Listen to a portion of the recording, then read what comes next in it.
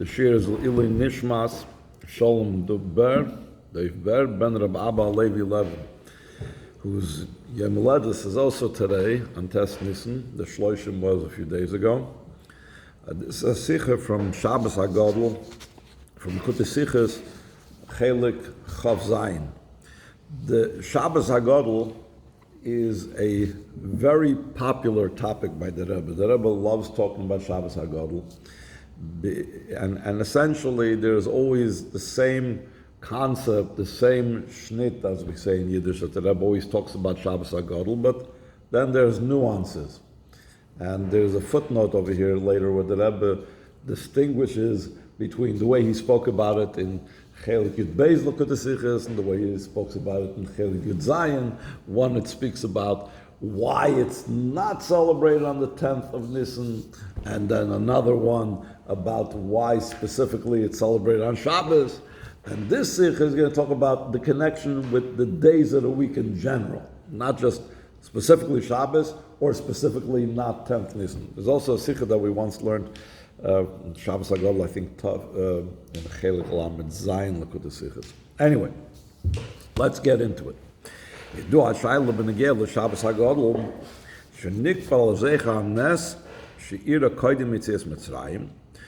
was, there was a miracle that happened before the Yidden went out of Mitzrayim. And it took place by Asiri B'Nisan. Shechal B'Shona that year, when the Yidden went out of Mitzrayim, it came out, the 10th of Nisan coincided with Yom HaShabbos. When the Rebbe said the Sikha, it was also the 10th of Nisan was on Shabbos, as is this year as well. Yud Nisan, Asir Ben Nisan, is also on Shabbos, and the Rebbe is also going to point out about it later in a footnote about this concept. He doesn't get into it yet, the reasons why it was established. The Alter Rebbe Shulchan Aruch speaks about one reason only why it was established, and the miracle was that when the Egyptian firstborn heard that there's going to be Makas Bechoros, that they're going to die, and there was already, that I was going to mention before, Yidden already had a track record. They said about 9 Makas that were going to happen, and they happened. So when the firstborn heard about it, they said, we can't have this, and there was a whole civil war, and they killed other Egyptians to be able to allow the Eden to go. There is another reason which is not brought down the Alter Rebbe Shulchan Aruch, and the Rebbe speaks about it also, why the Alter Rebbe doesn't bring it down, and that's the idea that on the 10th of the month of Nisan, the Yidden were told to take the sheep. That's what evoked the firstborn, because the firstborn asked, what are you doing taking the sheep? They were tying it to their bedposts and so on. They said, because Hashem is going to kill all the firstborn. But the Nes, according to what's brought down in other places, is the fact that they didn't stop them. The sheep, as we know, Chazal say, was the Avodah Zarah, it was the idols of the Mitzrim, and they let them do it. Go ahead, take the sheep, whatever. So that's brought down in other places as the big Nes. But the Alter Rebbe's focus is on the more natural component, as we're going to say over here, the civil war that broke out. He doesn't bring about this idea that the Egyptians didn't tell the Jews anything about them taking their... and we'll get to that a little bit later. So the question is, every date on the Jewish calendar, every event on the Jewish calendar is established by date, not by day of the week. All the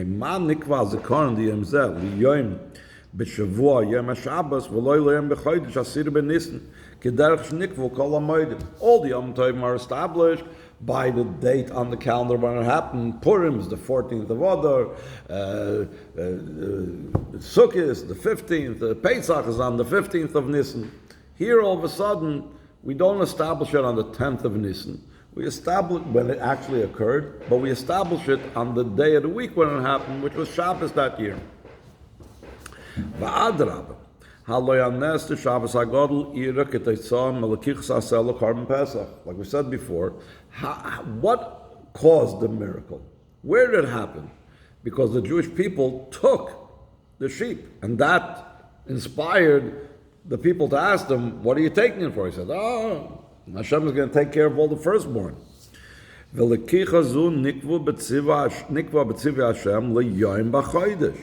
didn't say, take a sheep on Shabbos. It said a date and a month one should take it. When Hashem told Moshe Rabbeinu on Rosh Chodesh Nisan, he said, when it comes the 10th of the month, that's when the Yidden will take it. He didn't tell him, take it when it comes the Shabbos before Pesach. So when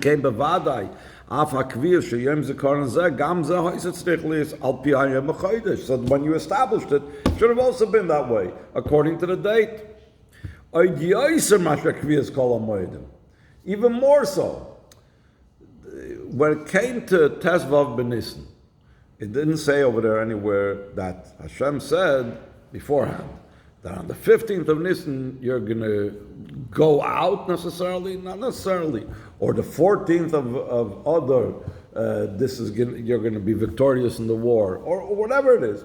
There was no direct association that Hashem said the miracle with the event, with the date. Here specifically, the miracle was triggered by this particular date. Hashem told them this date, the 10th of Nisan, you should go ahead and take the sheep. And the taking of the sheep was why they had that civil war over there. So if any date on the calendar should have been established, this is the most important date that should have been set according to the day of the month.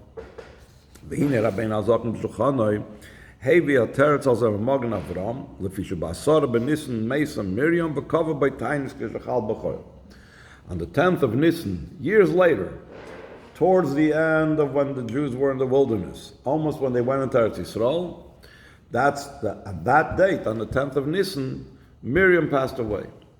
And there used to be a custom, these days not many people follow this, that on the day of a passing of a tzaddik, they would fast. People have a minute to fast on the 7th of Adar, the date of passing of Moshe Rabbeinu. The same thing, Miriam passed away on the 10th of Nisan. So therefore, when the 10th of Nisan comes out in the middle of the week, they fast. So because of that, the Chacham didn't want to overrule that, maybe out of respect to Miriam, etc. So he decided, let's not establish a celebration on a Yom Tov or just a commemoration for the date of the month, the 10th of Nisan. Let's establish it according to the day of the week when it happened. The Shabbos before Pesach, even though not every Shabbos before Pesach is going to come out on the exact date that it happened then in Mitzrayim. So the Rebbe says that that's a nice explanation, but as we know, everything is bashgacha pratis. Everything is exact, not just bashgacha pratis. In Torah, everything is exact. Mistaber loimer, it makes sense to say shekvias zikarna nes liyem b'shavua. B'shinui me'aderech shenikvu kol hamoedim. The fact that the week is what makes a difference over here. Different than all the other Yom Tovim, he loidak mitzad inyan tzedadi is not just because of a side thing, because you're concerned about overriding Miriam's yahrzeit and somehow making it a celebratory day, the day when we're supposed to mark the yahrzeit of a tzaddik. Elagam mishum sha'anes diyem zeh shayach bepnimius liyimei hashavua yoyser masher liyimei hachodesh. There must be that, again, since everything in Torah is exact, that on a deep level, on the inner level, according to Pnimius HaTorah, there must be a connection with the idea of a week. Again, not necessarily the day of Shabbos, like I said.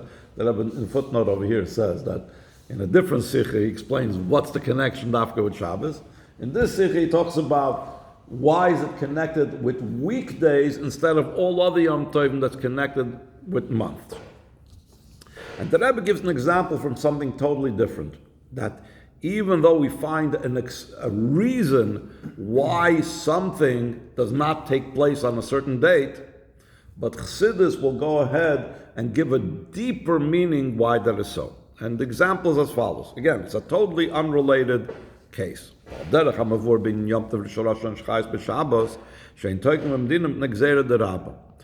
a decree that the Rabbah explained, he didn't invent it, but he explained it, that the reason why the Mishnah, the Tanoim established, that we do not blow shofar when Rosh Hashanah comes out on Shabbos. So he said they were worried about it being carried, someone taking a shofar and carrying it in the public domain and transgressing Shabbos to fulfill the mitzvah of Tkiyas shofar. So therefore the Chacham said, better that we don't blow shofar at all on Shabbos.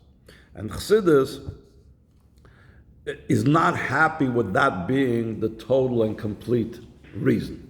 There must be something deeper than that. And the Chassidus goes a lot of questions because of some, person that might forget the whole Klal Yisrael, even great tzaddikim will not be able to fulfill the mitzvah of blowing shofar. There must be something deeper over here.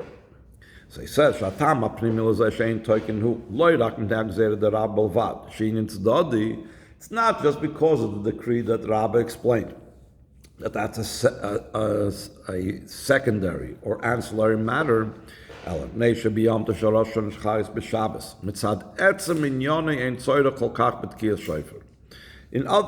places, the Rebbe talks about it, and in Amor Chassidus there's a lot of Amorim that speak about it, that for whatever reason, Shabbos supersedes or replaces what shofar would have done. So it's not that when Yom Tov, Rosh Hashanah coincides with Shabbos, we're missing out on shofar. Rather, there is something about Shabbos that takes the place of shofar, that there's not such a need for blowing shofar when it comes out on Shabbos.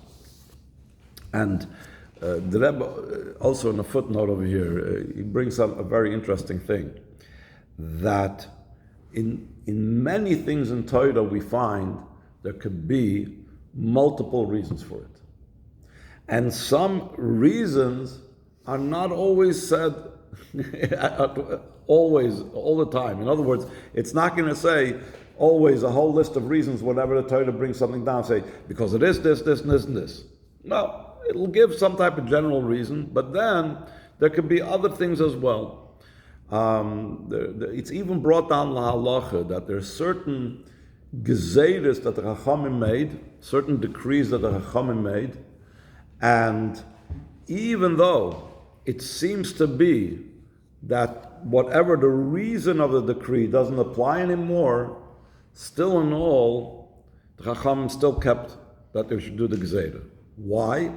So Mefarshim explained, because in addition to the explicit reason that they give for the decree, there are some other levels of reasons that for whatever reason they didn't choose to share with Klal Yisrael, and therefore, even when that explicit reason is gone, we still have those other reasons as motivating factor for it. So in a similar vein over here, that there are reasons that are not necessarily always stated explicitly, whether in the case of why we don't blow shofar when Rosh Hashanah comes out of Shabbos, or in our case, why we established the commemoration of what happened with on the 10th of Nisan, that we don't establish it on the day of the 10th of Nisan, but rather on Shabbos. So the Rebbe says in Beis, Bira Shaychus Nes Shabbos Hagadol K'viyas Yimei Shavuam, Toli K'muvim B'tama Pnimi L'kach, Shekol HaMoedim Nikvoim L'fnei Yimei HaChodesh Dafka. Essentially, before we can start explaining why Dafka, of all things, this celebration or this marking of this day is something that's done on Shabbos, so first we have to analyze why really are all other Yom Tovim established by the days in the month. Now, obviously, a child could tell you, you're going to have the day of the week. It's not the day of the week. It's only 7 days. You're going to have always. But we're talking about everything is bashgacha pratis, everything is exact. If the Torah chose to put things into such a situation, it's because there is something conceptually, something in the idea of Yom Tov that has to do with months. And once we understand that, we're going to understand how the exception to that rule is in this case. The difference between weekdays, or the days of the week and the days of a month, or a week and a month in general. Yimei HaShavua, Shivas Yimei Bereshis, Habriyam, Shurim Labriya Atzma. The cycle of the 7 days of the week, a week has to do with creation. Sheishis Yom Masa Hashem Es Hashemayim V'Sa'or, 6 days Hashem created the heavens and the earth. U'Bayom HaShvi Shabbos Hagadol, and on the 7th day He rested. So the week is a part of the creation. So the Rebbe says, but hold on, the creation only took place 6 days. The 7th day was not the creation. So the Rebbe says, not exactly. It says in the brackets, the Afal should be Shabbos Hagadol. So therefore, it's only 6 days that have to do with creation. The 7th day, you're going to tell me, doesn't have to do with creation. And the truth is, in many places, the Rebbe will talk about how Shabbos is above creation and beyond and so on. But in comparison to the month, the week is all about creation, including Shabbos. Harei hamenucha gufa hi chelik v'maisa bereishis. Even rest that Shabbos is about is also part of the creation. K'maimer Chazal, that Chazal say that it says, "Vayechal Elokim b'yom hashvi mekom malachto." Hashem concluded on the 7th day all of His work. At different places it says He concluded on the 6th day. They say, how do we reconcile the two? Did He finish His work, Maisa Bereishis, in 6 days, or did He finish it on the 7th day? So the Chazal say like this: after the 6 days, the Lashon is Ma Haya Olam Chaser, Haya Chaser Menucha. What was the world lacking? It was lacking rest. Bas Shabbos, Bas Menucha. When Shabbos came, the idea of rest was invented. Now, to us that seems strange.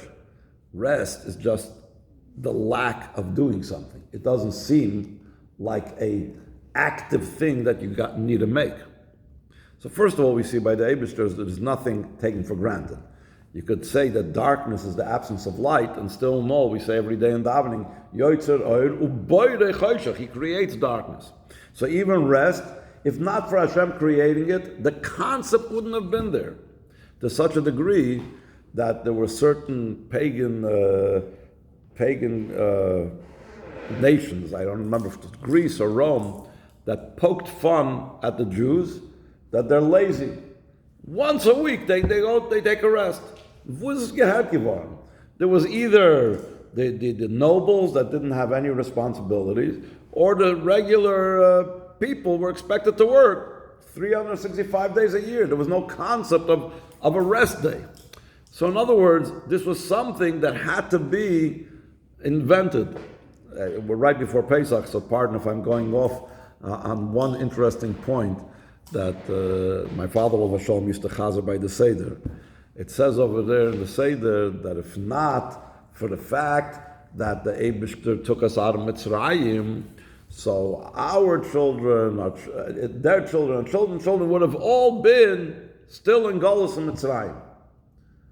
So someone once asked the question, how could that be? We saw in the last 100 years all these liberation movements, etc., and everybody, broke away from their masters and so on. How can we even believe what it says in the Agada that we would have all been Meshubim Mitzrayim?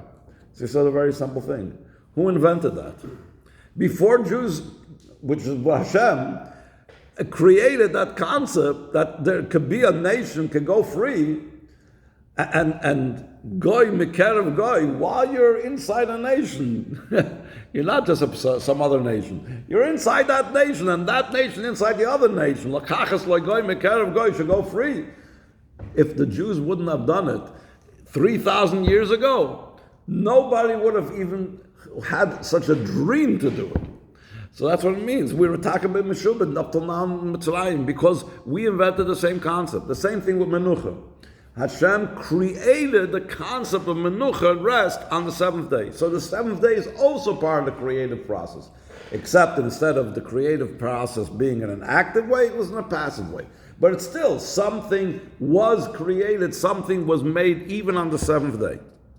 Hainu shamenucha de Shabbos ishlimus mitzias olam. The rest of Shabbos, that finalized and completed the entire existence of the world. So the week has to do with the creation. It's part of the world itself.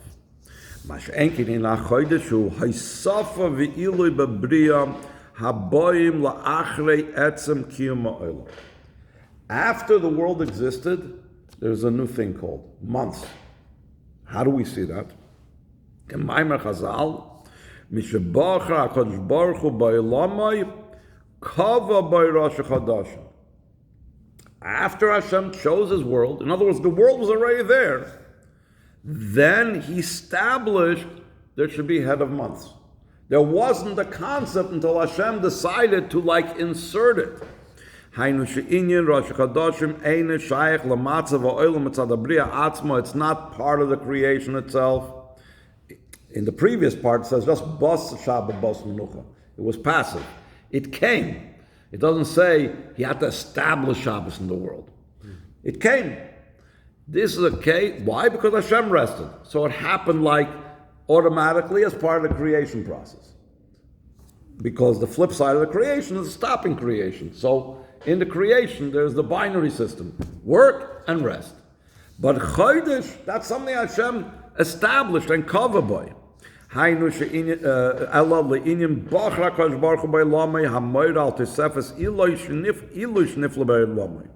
Rebbe always emphasizes the special quality of the idea of Bechira. When a person, and in this case when Hashem, chooses something, that means that the value of it is very deep-seated to the one that's choosing it. And there doesn't even have to be any logic, and doesn't have to be any reason why this is better than the other. I'm choosing it. There's two equal things. I'm choosing this over that. Hashem chose the world, meaning He connected with the world, and because of His special connection of choosing the world, that's why He established in it Rosh Chodesh. Chiluk ze bein Yom Shavua v'Chodesh shayach gam lechiluk bein Agdolim Shavua v'Chodesh. This difference is also connected with how we establish what a week is and how we establish what a month is. How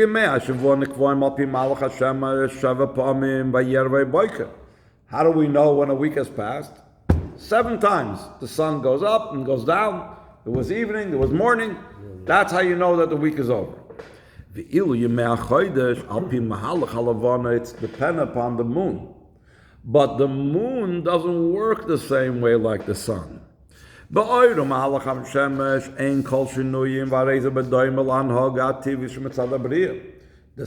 cycle of the sun, there are no changes. Same sun, same brightness, every morning, every night, goes down, goes up. There's no differences. You don't say, by the end of the week, the sun is tired now, it's lesser now, it's not as bright now. No. Which means that's like the creation in general. The creation is one status quo the whole time. It's in a static situation. Doesn't grow, doesn't increase, doesn't decrease. It's like it says after the Mabul, that all the natural things will not cease. It's constant, no change. That becomes renewed every month. And that's why Chodesh is Melashon Chidush.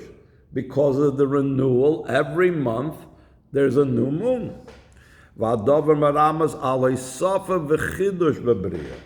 fact that the moon is new is trying to show us that every month is like a newness, an addition added to the creation.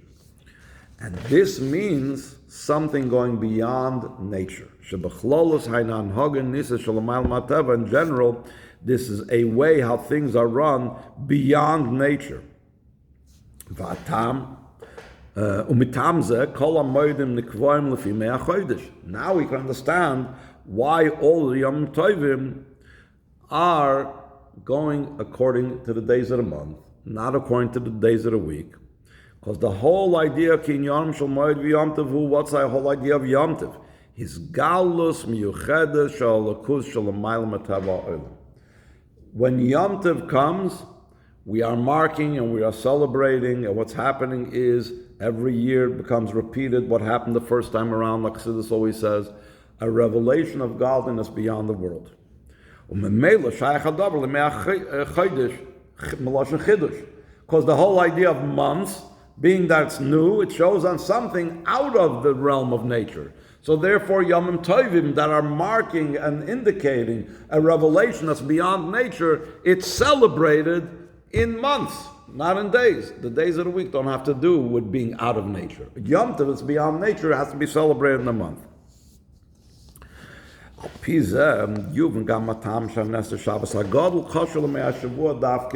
On the other hand, the miracle of the great Shabbos has to do specifically with the days of the week. The Shabbos Hagadol hu kebir Rabbein Hazaken b'Shulchan Aruch Shaloi. I mentioned this before, that the Alter Rebbe only mentions one point.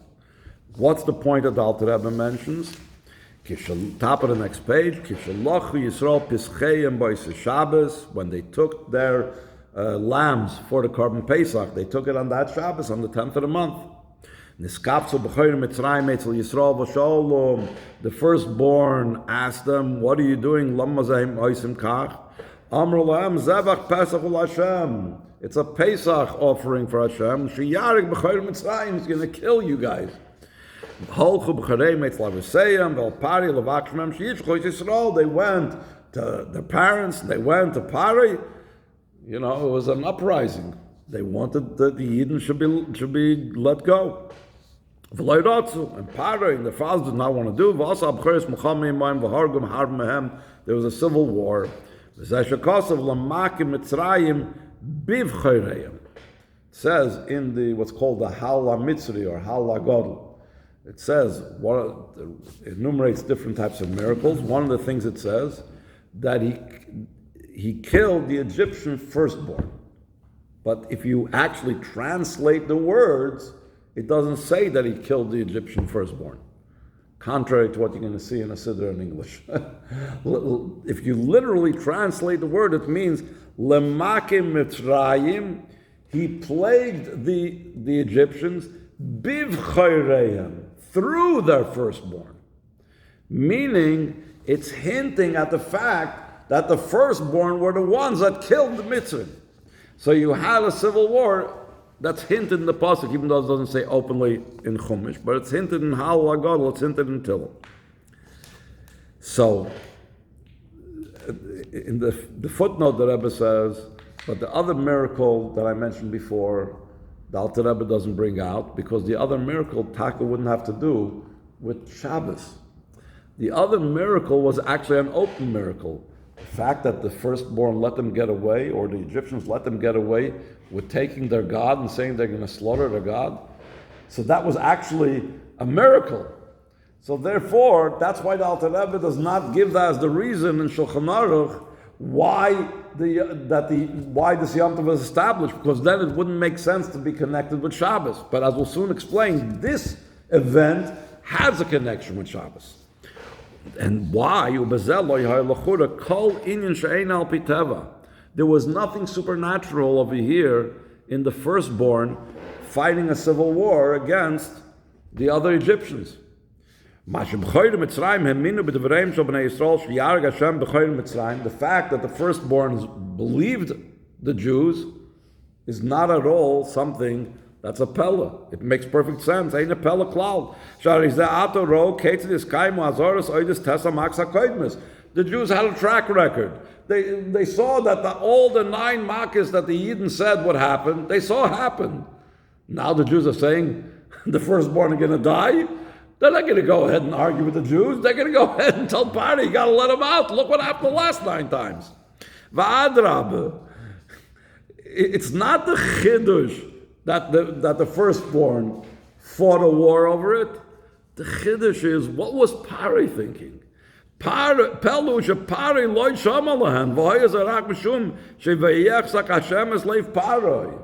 It was a miraculous event that Pari didn't listen. Not it was a miraculous event that the Bechoros were willing to go to war with their parents and with Pari to let the Jews go. Umemela, kivin Shabbos sayim loy rotzum. There was a natural result of what took place. Their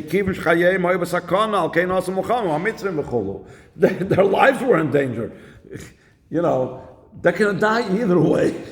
It was worth it for them. It made perfect logical sense. In a war, maybe they'll die, maybe they won't die. Here, if the Jews are not let go, they're going to die for sure.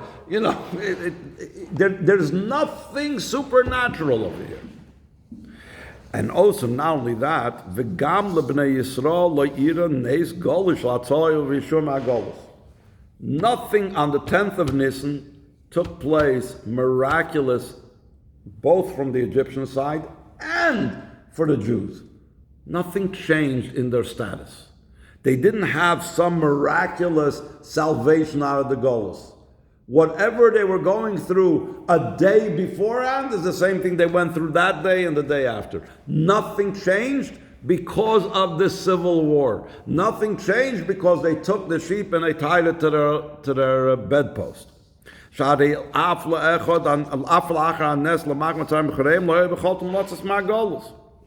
They still couldn't go out of Golus. They couldn't leave till the 15th of Nisan. What happened? Nature was not uprooted. Nature, the laws of nature was not changed. Nature itself, changed itself. Instead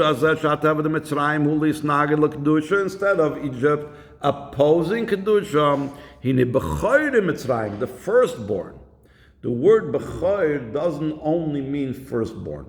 The word Bechor, because the firstborn were always in a more powerful position in society, Bechor means also the might and the strength. Hamoire al toikef atevad Mitzrayim. The word Bechor Mitzrayim shows on the powerful nature of the Egyptians. Ba'ofen tivi bitlos Mitzrayim. In a natural way, they nullified, they attacked. To attack the Egyptians with their firstborn.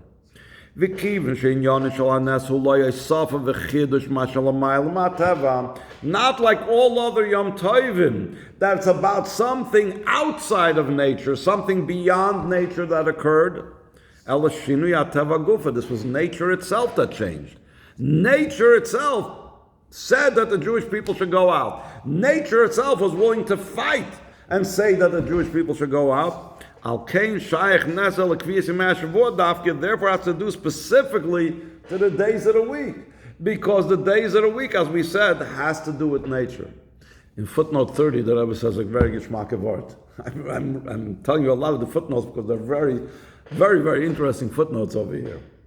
In footnote 30, the Rebbe says, hold it. If you listen to any Chabad rabbi, they'll always tell you this. That Purim, there was nothing miraculous. Purim was a natural event. Nothing supernatural out of the ordinary happened. So why, Davke, of all the miracles, so only this one is established for the day of the week? Based on what you're saying, Purim should also have been established by the day of the week, not by the day of the month, because Purim, nothing supernatural happened. So the Rebbe says a very basic thing. Purim, true, there was no particular specific event that you could say, this was miraculous. Esther's being picked, not miraculous. Esther was able to intercede by the king, not miraculous. Haman was hanged, nothing miraculous. There was a war that Jews were allowed to protect themselves, nothing miraculous about that either. But when you look with a wide lens, and you look at something at the big picture, you could see that there's the hand of Hashem over here involved. You could see that there is something running the show.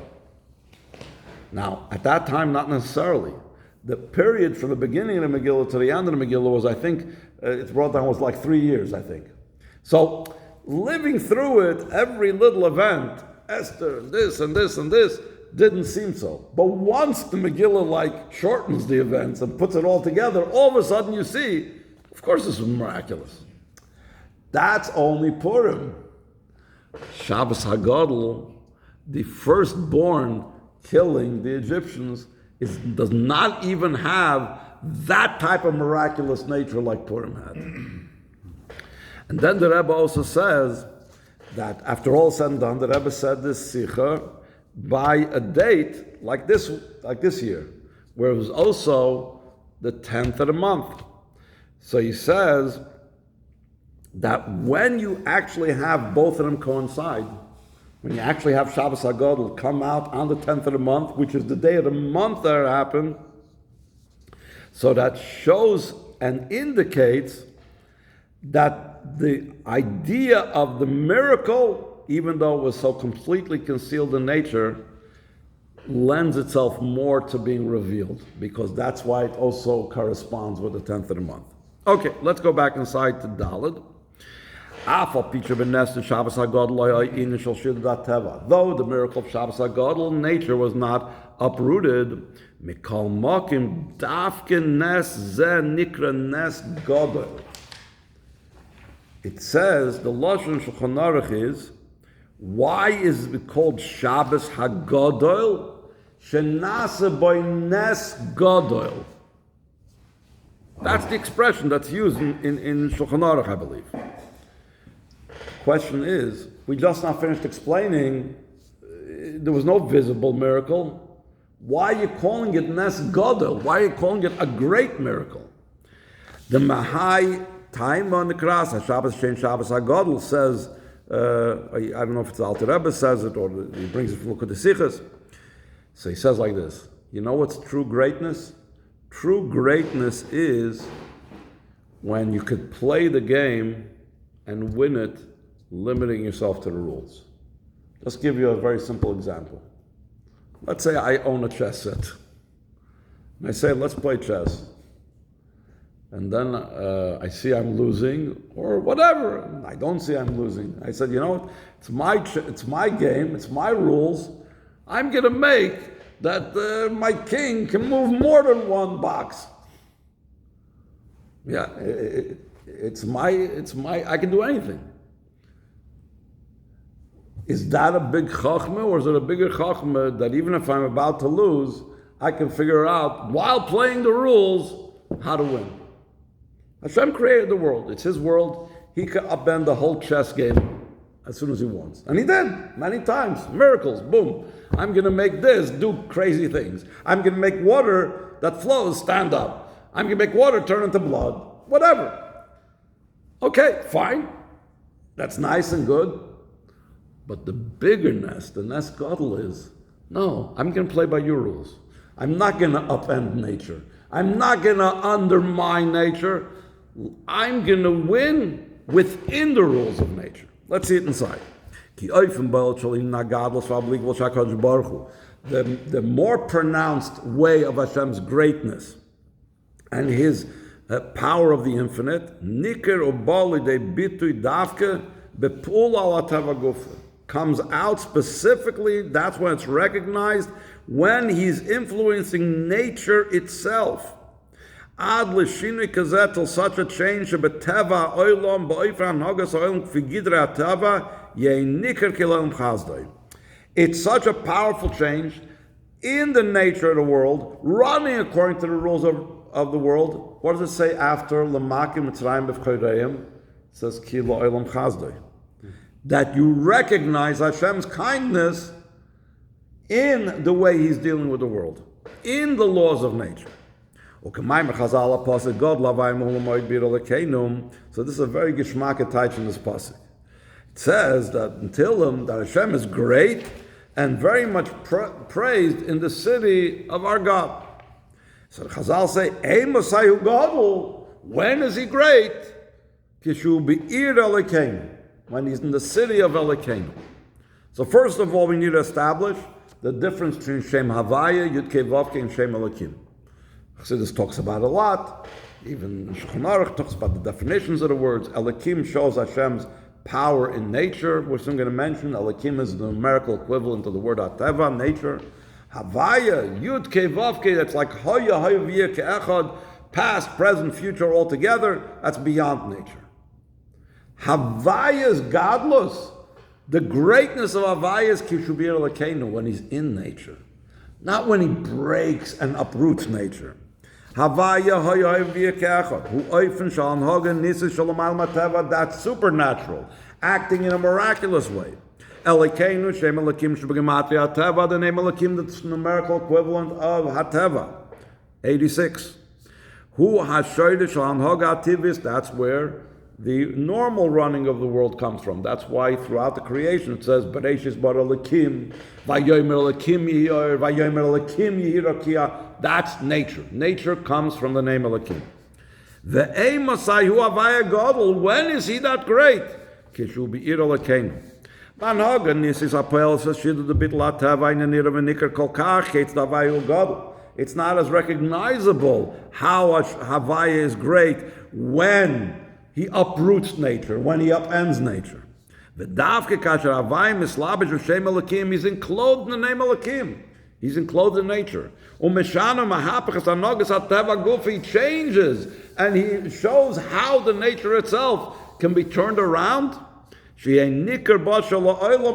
should be recognizable that in the world, La'olam Chazde often is translated as forever, but here he means in the world. In the world can be revealed as kindness, not through breaking the world, but it should be manifest in the world. This expresses a more pronounced greatness and a more pronounced power of the infinite of Hashem. Shabbos Hagadol. What's Shabbos Hagadol called Shabbos Hagadol? We said because Nasa by Nes Gadol, a greatness. Nes tam eine inshal Gadol bavlata. When you see a miracle, splitting of the sea, blood, plagues, whatever, that's not Gadol yet. That's not great. That's just a miracle. The aim of say Nasa Nes Gadol. When nature itself is used and transformed, that's the greatness. That's why it's called a Nes Gadol. That's why it's Shabbos Hagadol.